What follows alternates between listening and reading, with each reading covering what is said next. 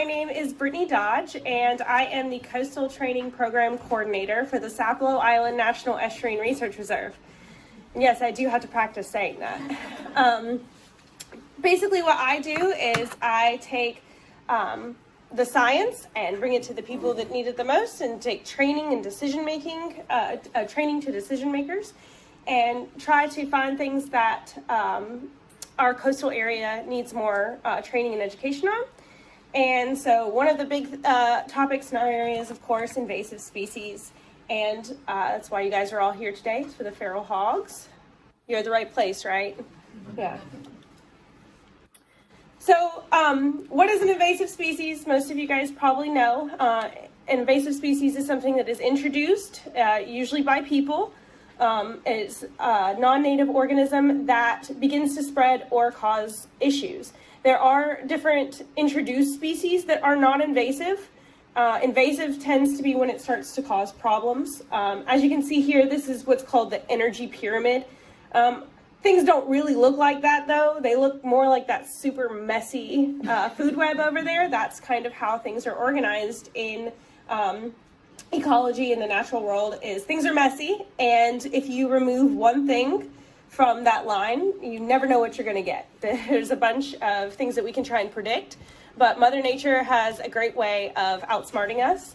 And so when we introduce something into that food web, it can cause extreme harm and extreme damage to the ecosystem. And so that's why invasive species are so important to try and prevent whenever we are talking about our coastal habitat, which is extremely important and extremely sensitive.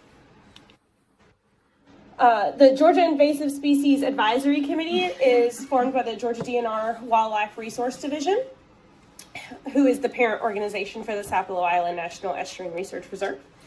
And they have identified, if you guys are really, really bored or you really want a good night's sleep, you can read this like 75-page document.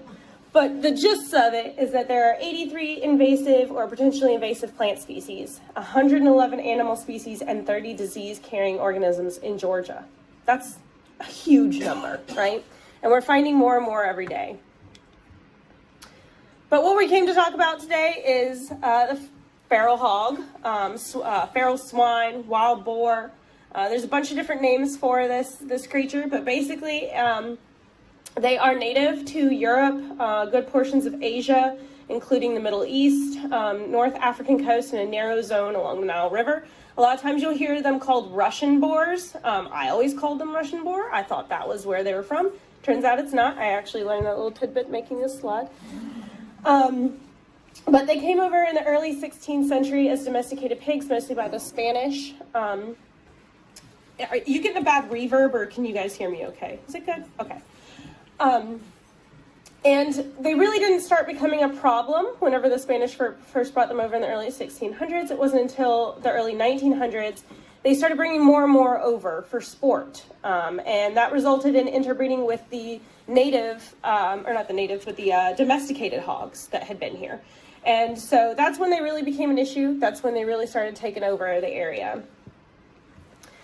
And there's 4 biological factors that are the main reason that these are considered invasive species. When we look at invasive species, you're really looking at, like, are they able to keep up with the native population? And what are their effects on the native population? Not so much about the invasive species themselves, but what are they doing that is causing havoc? And for the feral hog, one of the biggest things is the high reproductive potential. They have 4 to 6 hogs, little piglets, per litter. They can have 5 litters for 2 years, and then 7 to 10 months they reach sexual maturity, and those piglets can then have 5 to 6 piglets. Then those, in 5 to 6 months, those piglets have 5 to 6 litters. So it just keeps growing exponentially. It's huge. There's not a whole lot of species that are quite like this. This is an impressive number. And then also the habitat generalization. We as people, we're generalists. We can occupy a large space of habitat, so are they. We can eat a large range of things, so can they. And that kind of allows them to spread into areas, especially sensitive habitats, where they can find things to eat that other animals may not. And while that's good for them, that's bad for all the other animals out there. And then they have pretty low mortality rates. One of the biggest things about invasive species, especially if you're, you know anything about Florida, whenever something's introduced, there's not something in the food chain that can pick those things off. They're not naturally here. It's not natural. And so usually when it comes to invasive species, the only way for their population to be in check is for people to be involved in the food chain, for us to kill those things, because we are the responsible ones. We brought it over here. It's kind of our responsibility then to maintain it and take care of the food web, because there's nothing that naturally eats these guys just roaming around out here. You're not going to find, most of the predators in the area have been wiped out in the early years of human settlement. So the big predators really don't exist that would naturally take these guys out. And there's nothing that recognizes them. You know, in Florida, they have the pythons, because everything's like, what is that? I don't know, stay away from it. That's kind of what happens here as well. Our speaker is going to talk a little bit more about this, but wanted to give you guys a picture of just the devastation that these hogs can cause. A lot of people are like, oh, well, what's the big deal? They're just pigs, let them live their life. Well, it starts becoming a problem when they can literally bankrupt entire farms, when they can decimate wild native populations. The turkeys, deer, quail have faced huge declines in the past few years because of the wild boars. They are kind of called the bulldozers, nature's bulldozers. They will use their nose to tear up huge swaths of land. As you saw in this picture right here, this huge areas. They'll come through and decimate that area. And what they'll do a lot of times is they're turning up eggs, quail eggs and different things like that. They're killing them. They're also known to attack birthing cattle. They're known to attack different cats and dogs in neighborhoods and communities. And so that's actually why you guys are here. So a big part of what's going on is we're seeing more urbanization of feral hogs.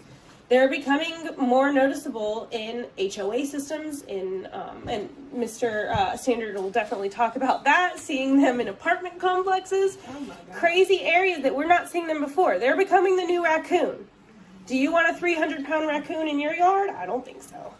But essentially, they're becoming really adapted to urban living, because they can get in there, get a whole bunch of grub up, and make a huge mess in a large space. And with more development, they're being pushed closer and closer into suburban areas.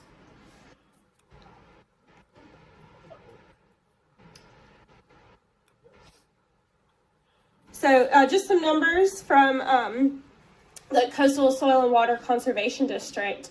The GACD, the Georgia Association of Conservation Districts Coastal Feral Swan Program, they have captured 159 pigs in just November alone. Just to give you guys an idea, in 93 for the month of December. With the Georgia DNR, there's a person on Sapelo Island whose only job is to shoot hogs all day. That's his only job. That's how bad it can be. That's not his only job. He does other things, but I'm sure he doesn't appreciate that. But that's his main part of his job. So that's crazy to think about in perspective, that there are that many in our coastal area, and that with development they are being pushed right on top of urban areas, and with the already increasing construction going on in some areas, that's also pushing some of them into, I've heard more and more about vehicle collisions with hogs. There's also, you got to worry about, I don't know if you guys have ever been chased by a hog. I have. And that's not fun. You do have to worry about safety for children and things like that, because they can be very aggressive. So, and with 4 traps being active, these are only from 4 traps.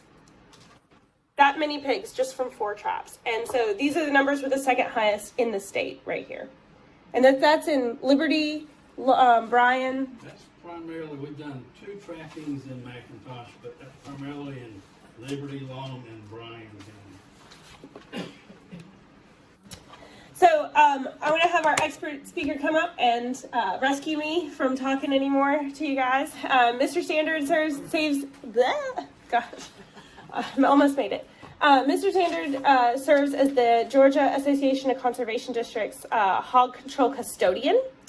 And he has been doing trapping for how many years now? For the district, this is our second year, but I've done it as a necessity with a farm that adjoins Fort Stewart for many years. So. Well, I'll let him come up and share and introduce himself. He'll do a far better job than I have. But thank you guys for sticking with me. And if you want to eat afterwards, there are some food available, and the soup should be heating up. I apologize for that. But yeah, we're going to hold all questions till the end. So if you guys have some questions for Mr. Standard, we'll take them once he's done speaking. Okay? Thank you. Thank you.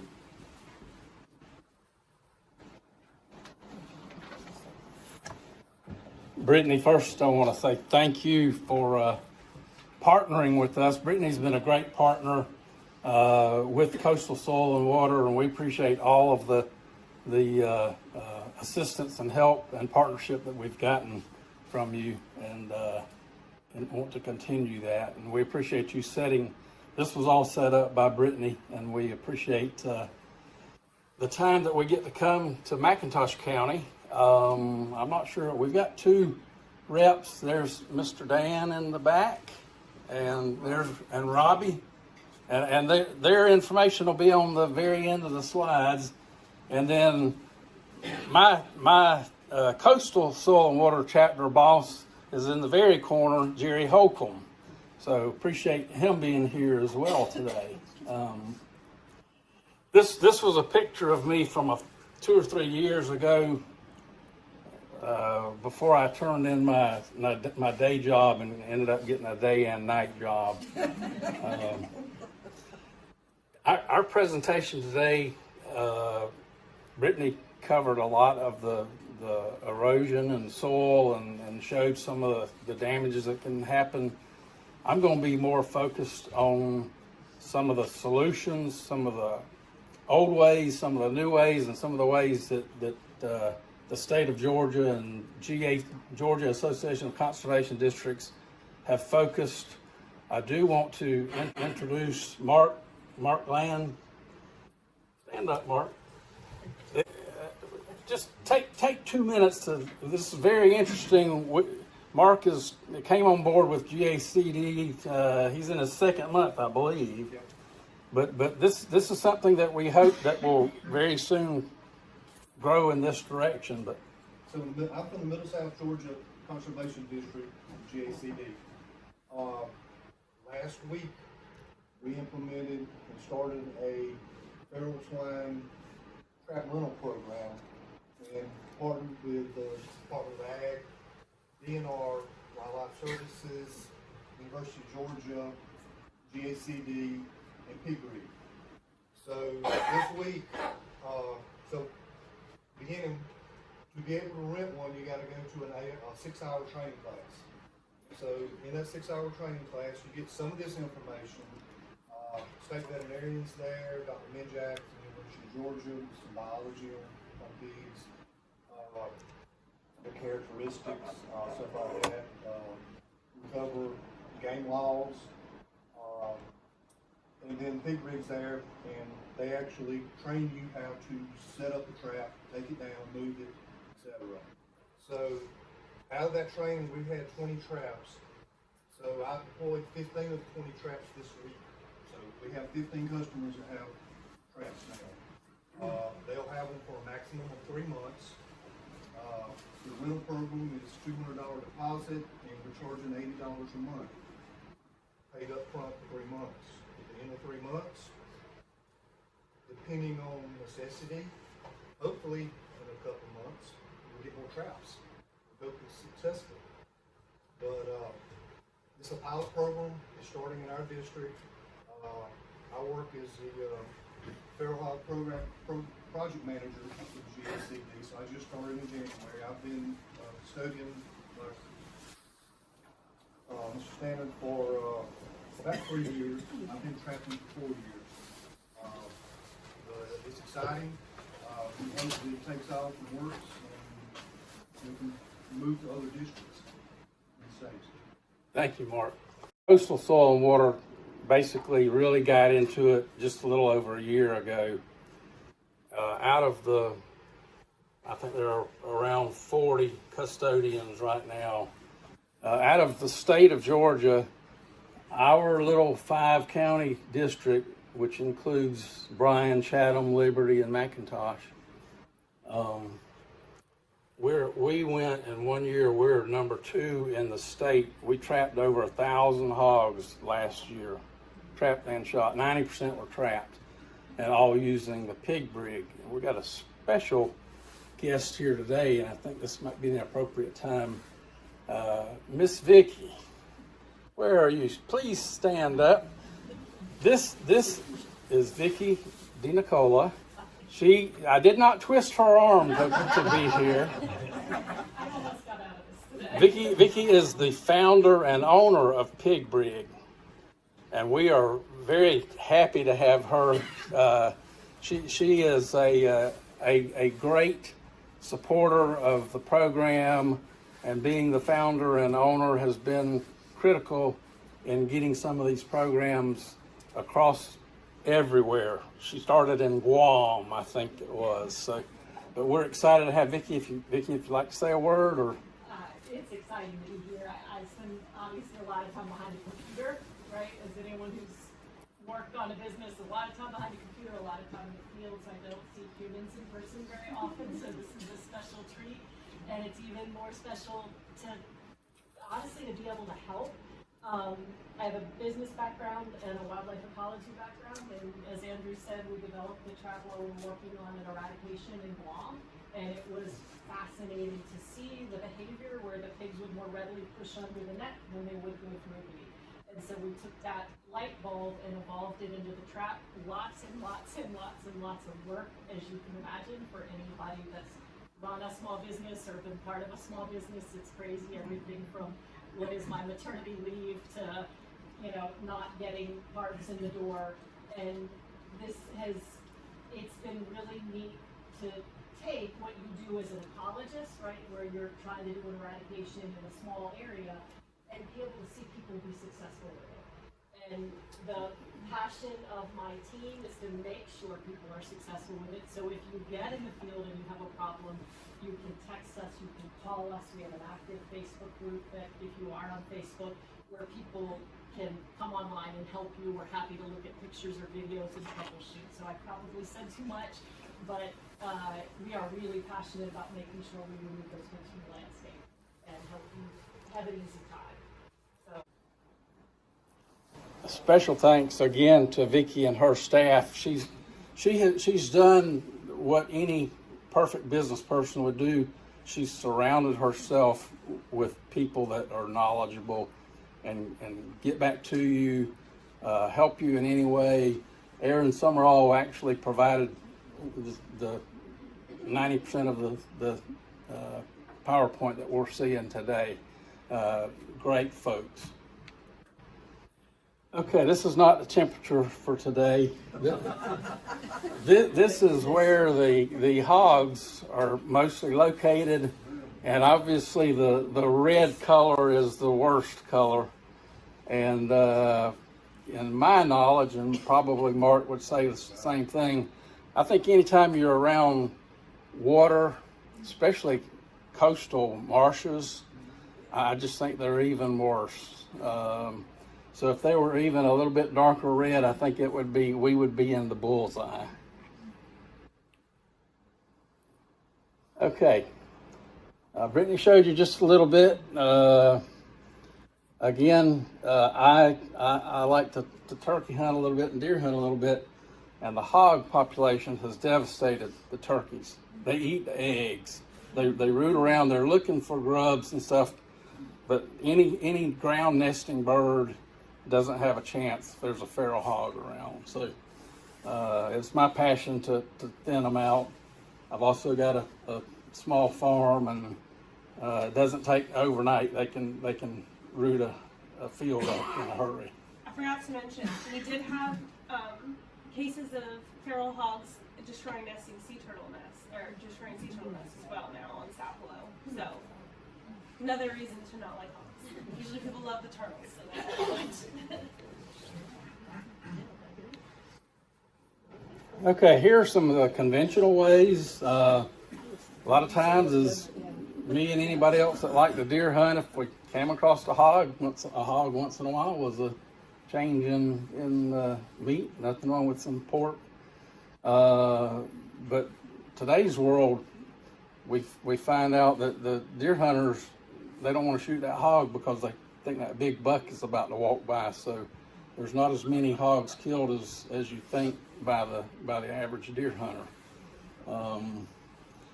We do have some people that especially in Bryan County, where we've had a tremendous amount of change in, lots of areas have been cleared for all of the growth and whatnot, and we've had a lot of activity with hogs changing and crossing back into territories.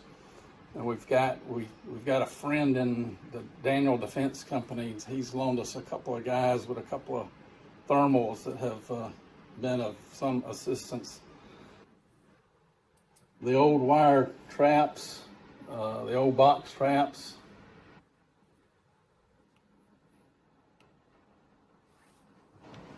Okay. Maybe not hit that right. Okay. You just have to point it out that way. Okay. Some of the basic, the ones that you take some chain link fence and build a trap. All of these traps kind of, well, especially the chain link one. Then you've got some of the more, the smart traps. You've got various kinds. You've got Jaeger Pro. They all have positives and negatives. I know very little negatives about the pig brig, and this is almost a pig brig commercial, so to speak. But these will work. The pig brig is unique in the fact that the pigs, I relate it, and some of y'all from the coast can relate to a fish trap. It's got a cone shape. The fish go in. When they try to go out, try to go out the side. Well, in this, the cone shape is actually the bottom of the trap, which interlays 3 feet, a couple of feet in. So the hogs are stepping on top of the trap and trying to beat their way out the side. They can't get out. So it's pretty unique.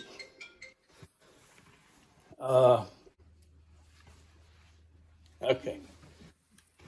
Let so many of them come in there and then drop the gate. Hogs are greedy. They're going, if one finds something, the rest of them want it.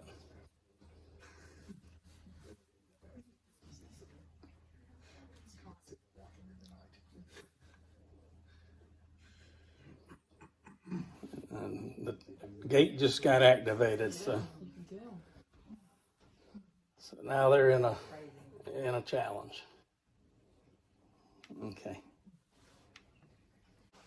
Here are some of the things that you have to deal with if you've got that sophisticated Jaeger Pro or one of those traps.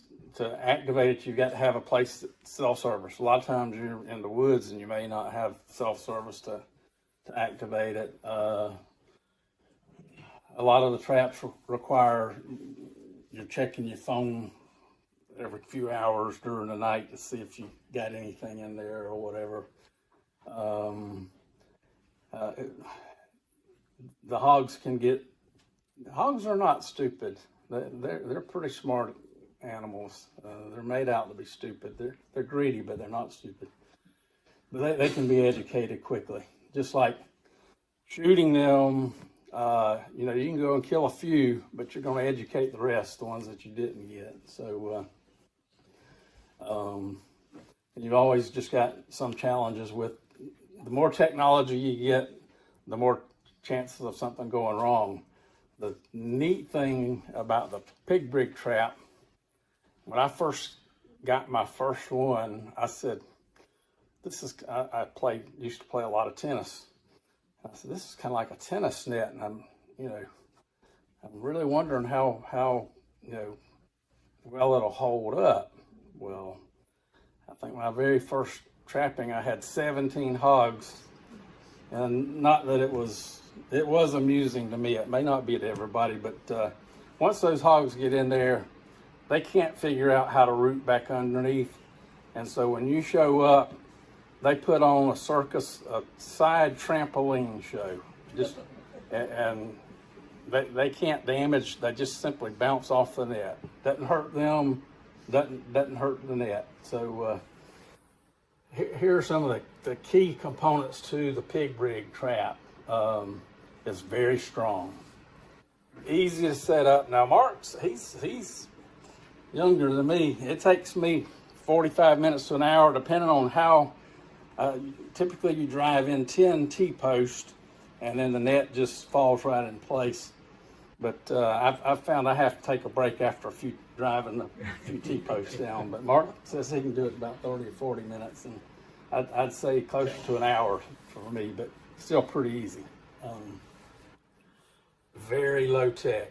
All you got to do is make sure that it's hung on the T-post at the right level, that the underlayer is in and attached, and as I said, it's very humane. It doesn't hurt the hogs. They root under it. You pour corn in there, and there's some methodology, and you can pour corn for a few days, and you can set it up with the net up, and then you can lower the net, and then you can catch them. Brittany was referring to one story I told last month at our district meeting. I live just outside of Hinesville, got a farm near Gum Branch, which is between Hinesville and Glenville. And I have been the sole custodian for our district. We just got a new guy, Tim Fortson, that just came on board. Matter of fact, he's waiting on his trap to be delivered now. So, and he's from Bryan County and works in Chatham. We've not done a lot of trapping, and we've not done any trapping in Chatham. We've done 2 trappings in McIntosh, but primarily we've been trapping in Liberty, Long, and Bryan. And anyway, I've lost my exact train of thought, but anyway, they're easy to set up. I was going to tell my little Hinesville story. Yeah. We have kind of focused on those counties because we've become an overnight success. I've got my supervisors have mentioned to so-and-so, or my satisfied customers have mentioned, hey, you need this pig rig. They'll get rid of the hogs. And so I've got a waiting list. I've got a pretty good waiting list, but I had a call from a lady, and this has been a little over a month ago, and she called me and she said, Mr. Standard, one of our supervisors had given her my name, and she said, he told me you could help me out. And I said, well, where are you located? And she said, well, on 15th Street coming out of Fort Stewart. And I said, okay, are you in the city limits of Hinesville? And she says, well, I've got an apartment complex. And I said, okay, and this is going to the urban stuff, but I said, I'll ride over there. She sounded like she was almost despondent, and I got over there, and it truly was. It's an apartment complex, and she had not yet gathered up everything, but there was a sounder, is what you call a group of hogs. But there had been a sounder of hogs visiting her polycarts. I think there were 6 or 7 polycarts and then 3 or 4 trash cans. We had an acorn crop failure in our area. So the hogs were hunting whatever they can eat. And just as Brittany said, hogs have become the raccoons. They're going to eat whatever they can smell or find. And so every night, they were knocking her polycarts down, tearing trash cans up, rooting everything. I felt sorry, but I was a little bit concerned because it was in a residential area. There were kids around, and so I said, I'm gonna pour corn out one night. Let's just see, and I'll put a camera out, and we'll see what's coming. And just as soon as it got dark, I was getting pictures. There was 7 big hogs, and they were just doing everything in the world that she had described. And so I told her, I said, I usually like to bait them a few days. I usually like to let the trap get used to the trap and all that. I said, but I'm going to do this one time thing. I'm going to set this trap up and we'll see whether it works or not. Caught all 7 of them the first night. She hugged my neck. She called everybody in the world. Nobody would come do anything because it was in the city, you know, and you're not supposed to discharge firearms, and you're not, you know. So anyway, it was one of those that you felt good because she was at her wits' end, and she was so happy that we were able to help her, and I was happy that we did it in one night. I worried about the kids climbing up on the net or whatever, but I don't really think they could get hurt either. But it's getting to be an urban problem. I've gotten several more calls of people in the city limits where the destruction that she showed you in the yards. I mean, terrible.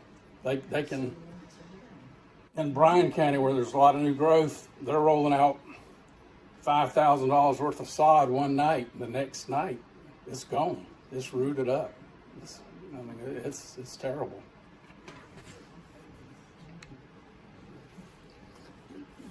As I was mentioning, this is basically how a trap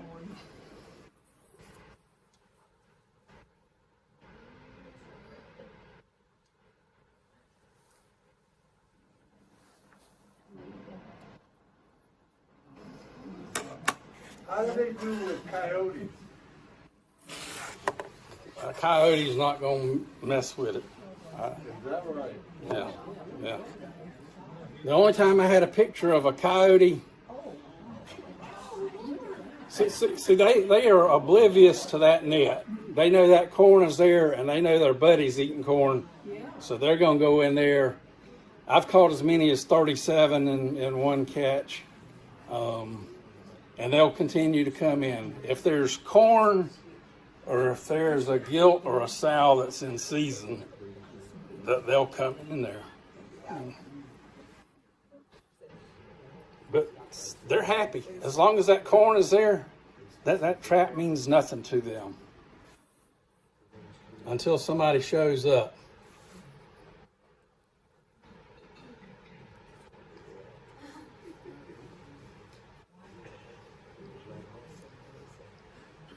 And when the corn gets gone and they get ready to leave, they figured out there's no door. They're stepping on the door and they don't realize it. So.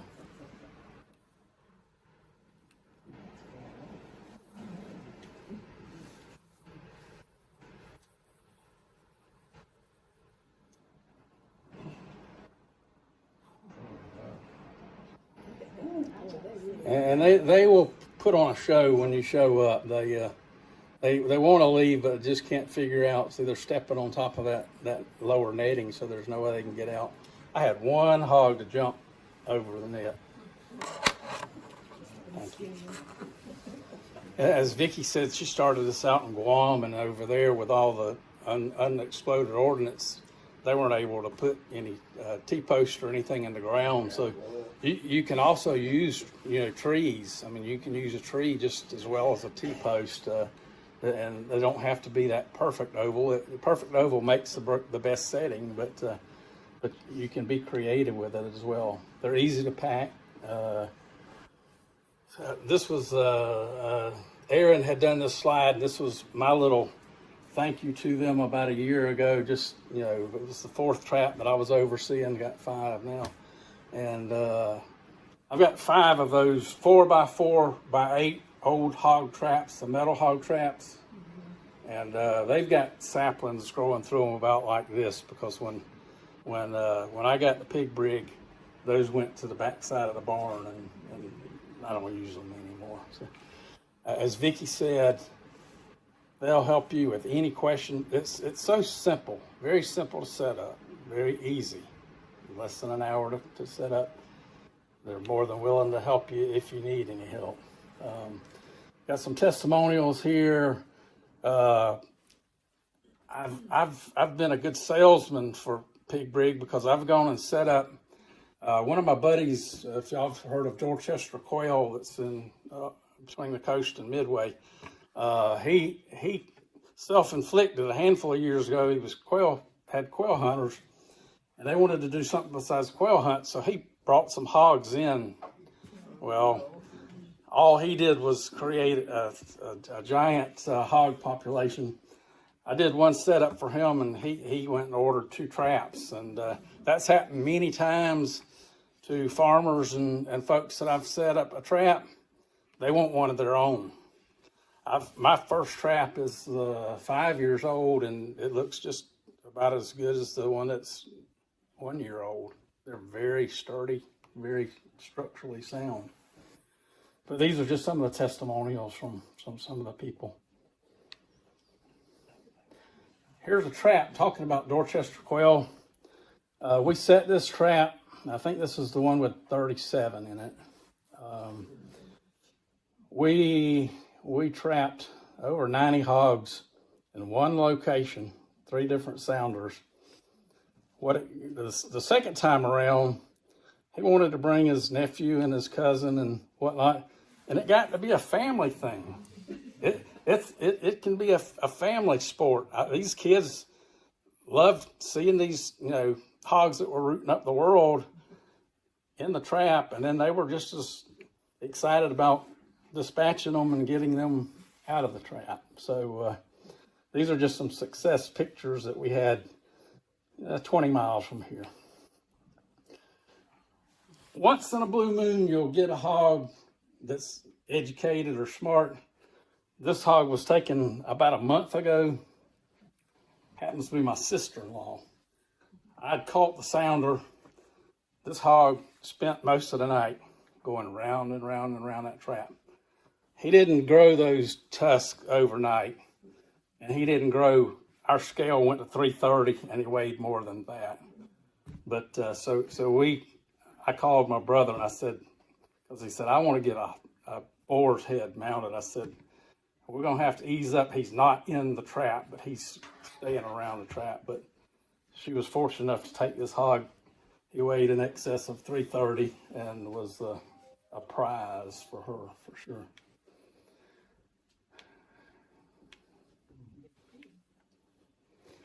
Okay, as I mentioned, we've got, y'all have local representation.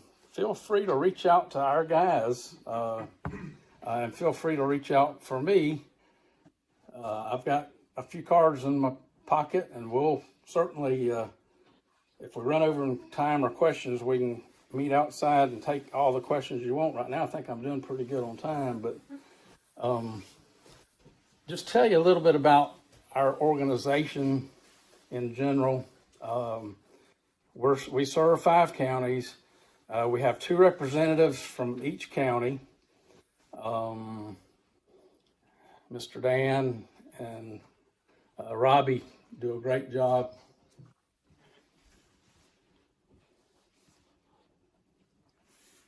And you want to say anything? No, I don't. You said Robbie, he's done. We'll make sure he's in disguise. But they do a great job representing McIntosh County. We do a lot more than catch hogs. We review all of the erosion and sediment plans, any kind of growth or development funnels through our organization. We partner with Brittany and many other organizations, forestry, USDA, all for the same goal: conservation and control and quality of life and quality of water and the environment. So we all have the same mission, and you've got a tremendous asset in Brittany here in McIntosh County, and a tremendous asset in our local McIntosh representatives, as well as this district. Jerry got the top honors in the state this past year. He was the man of the hour. He was the district supervisor of the year. So we have done a lot for this area. We look forward to doing more in McIntosh County. We've like I said, we've done a couple of trappings. But we're certainly there. We're anxious. We're excited about the new rental program.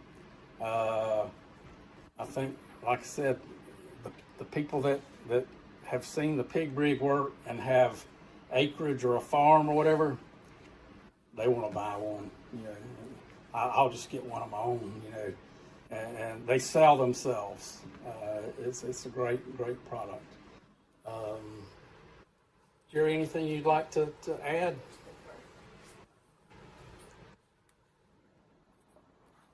So this has some more information about the DNR's Feral Hog Management page. Again, you know, there's that like 40-page midnight reading to put you right to sleep. But we also have some fun infographics, and there's a couple of one-pagers you guys saw out there.